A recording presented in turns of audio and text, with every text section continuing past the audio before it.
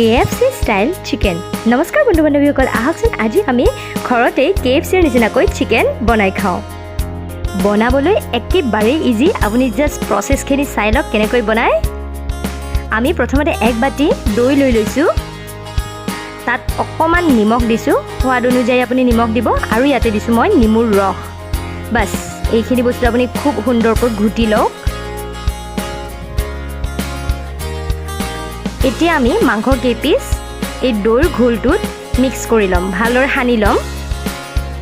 মন কৰিব যাতে ধুনীয়াকৈ চাৰিওফালে মাংসটোৰ চাৰিওফালে এই মিশ্ৰণটো লাগে।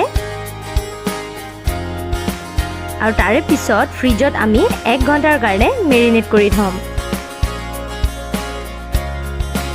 এতিয়া নেক্সট প্ৰচেছটো হ'ল আমি 3 চামুচ ময়দা লৈ লৈছোঁ, আৰু 3 চামুচ কৰ্ণফ্ল'ৰ লৈ লৈছোঁ, আৰু ক্ৰিস্পিনেছটো আনিবৰ কাৰণে ইয়াতে মই 4 চামুচ অ'টছ লৈ লৈছোঁ। আপুনি ব্ৰেড ক্ৰামো ইউজ কৰিব পাৰে। ইয়াতে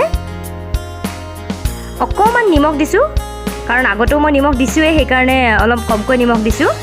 আৰু এটা অন্য পাত্ৰত মই এটা কণী লৈছোঁ, আৰু তাত অকণমান গাখীৰ দি পেলাই ফেটি লৈছোঁ। ভালদৰে মিক্স কৰি ল'ব গাখীৰ আৰু কণীখিনি। এতিয়া ঠাণ্ডা যিখিনি মেৰিনেট কৰি ৰাখিছিলোঁ মাংসখিনি, এই শুকান মিশ্ৰণটোত এনেকৈ এবাৰ মিক্স কৰি ল'ব। তাৰে পিছত কণীৰ ঘোলটোত এবাৰ মিক্স কৰি লওক। তাৰপিছত আকৌ এবাৰ এই শুকান মিশ্ৰণটোত আপুনি এনেকৈ মিক্স কৰি লওক, মই দেখুৱাৰ নিচিনা।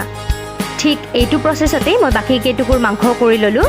এতিয়া কেৰাহীত মই 3 কাপ তেল দি পেলাই মাংস কেইটুকুৰ ভাজি ল'ম। 7-8 মিনিটমান আপুনি ভাজিব। কেৱল মন কৰিব জুইৰ ফ্লেমটো যাতে একেবাৰে কমত থাকে, নহ'লে ক'লা পৰি আহিব। এতিয়া লুটিয়াই মাংস কেইপিচ ভাজি লওক।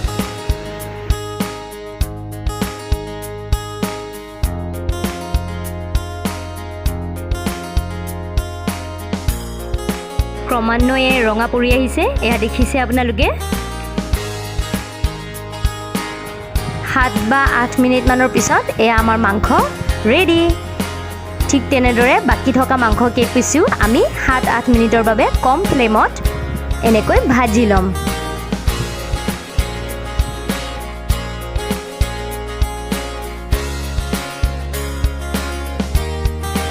দেখিবলৈ যিমান ধুনীয়া হৈছে, খাবলৈও ঠিক তেনেকুৱাই হৈছে, খুব সুন্দৰ। আপোনালোকেও ঘৰত বনাওক আৰু পৰিয়ালৰ সৈতে গৰমে গৰমে পৰিৱেশন কৰক। লগত টমেটো চচ অকণমান ল'বলৈ একেবাৰে নাপাহৰিব। Don't forget two subscribe. নমস্কাৰ।